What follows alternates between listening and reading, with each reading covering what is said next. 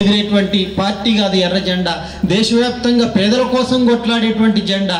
ఏదో అవినీతి చేస్తే అక్రమాలు చేస్తే మిగతా రాజకీయ పార్టీలాగా భయపడాల్సినటువంటి అవసరం ఉంటుంది. అందుకోసం మనం భయపడాల్సినటువంటి అవసరం లేదు. ఈ సమస్యల మీద ఈ ఇండ్లకు సంబంధించినటువంటి ఆయన మరి ఎంపీగా చేసిండు కదా, బీజేపీ అయిన ఎంపీ ఉన్నాడు, దేశంలో ప్రధానమంత్రి మోడీ ఉన్నాడు. మరి వీళ్ళేమి మనకేమి పరిష్కారం చేయలే, మనకేమి ఇండ్లు ఇయ్యలేదు. మరి రైతులకు చేయలే, కూలీలకు చేయలే, కార్మికులకు చేయలే, నిరుద్యోగులకు చేయలే. మనలాంటి పేదవాళ్ళకి ఇల్లు లేనటువంటి వాళ్ళకు కూడా ఇల్లు ఇవ్వనటువంటి పరిస్థితి ఉంది. మరి ఇలాంటి ఈ ప్రభుత్వానికి బీజేపీ ఎందుకు మనం ఓటే అనే పార్టీగా మనం అడుగుతున్నారు. మన ఈ సమస్యలని పక్కదో పోయాలంటే హిందూ ముస్లిం పేరుతో ఉన్నారు. మనది రాజ్యాంగం అనేటువంటిది లౌకిక రాజ్యాంగం. ఎవరు మతం వారి ఇష్టమైనటువంటి దేవుణ్ణి ఒప్పుకోవచ్చు. నీకు ఎవరు ఇష్టమైతే దేవుని నా దేవుడు అట్లాంటి స్వేచ్ఛ మీద వ్యతిరేకత తీసుకొచ్చి రోలేస్తాను కాదు కదా. వాళ్ళు హిందువులు అంటే అలా కాడ 9 ఉంటాయి, మన కాడ ₹1.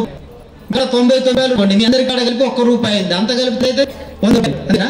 నా దగ్గర 90 అవుతుంది, మీ కాడ రూపాయి 100 అయితే అంత 50 ఇప్పుడు ₹100 అంటే ఇంకో 50 కలిపి మొత్తం దేశం ₹100 మా అభివృద్ధి చేయాలంటారు. కానీ ₹99 వాళ్ళ చేతులు ఉంటుంది, ₹1 మన చేతులు ఉంది. అంటే మంది డబ్బున్నటువంటి చేతుల్లో 40% వాళ్ళ చేతిలో సరిపోతున్నారు. పేదల సమస్యలను సృష్టిస్తున్నారు, సమస్యలు పరిష్కారం చేయలేదు. పెద్దవాళ్ళేమో ఊడిగేస్తున్నట్టు అనుకో ఆ ఊడిగం చేయనట్టు ప్రశ్నిస్తున్నారు కాబట్టి ప్రశ్నించినటువంటి ఇబ్బంది చేస్తున్నారు. చదువున్నటువంటి పరిస్థితి కూడా ఉంది.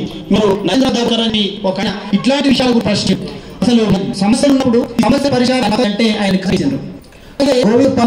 నాయకుడు ఆయన ఈ విషయం చెప్తే ఆయన చెప్పి ఆయన కూడా చదివేసింది.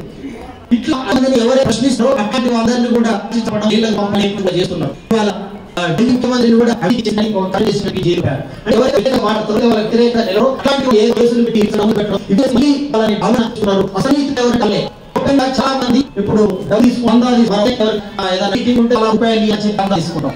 అదే పార్టీ వాళ్ళు 2,000 పార్టీలకి తిప్పి తర్వాత ఎలక్ట్రల్ బాండ్ అని చెప్పి బ్యాంకులు వాళ్ళు బ్యాంకు నుంచి పార్టీలకి చెప్పిండు. 16,000 కోట్ల రూపాయలు డబ్బున్నట్టు మరి అప్పు తీసుకో మిగిలిన అవినీతి పడ్డారు. బీజేపీ మరి లేదని చెప్పుకోవడం అట్లాంటి అవినీతి అట్లాంటి సమస్యలు పరిష్కారం చేయనటువంటి వాళ్ళని ఇలాంటి వాళ్ళని ఓడించాలంటే మన పార్టీ బలం ఉండాలి, సీఎం పార్టీ బలం ఉండాలి. దేశవ్యాప్తంగా దానిగా శక్తి మనలాగా ఉంచాలంటే వాళ్ళందరూ ఢిల్లీలో కలిసి ఇండియా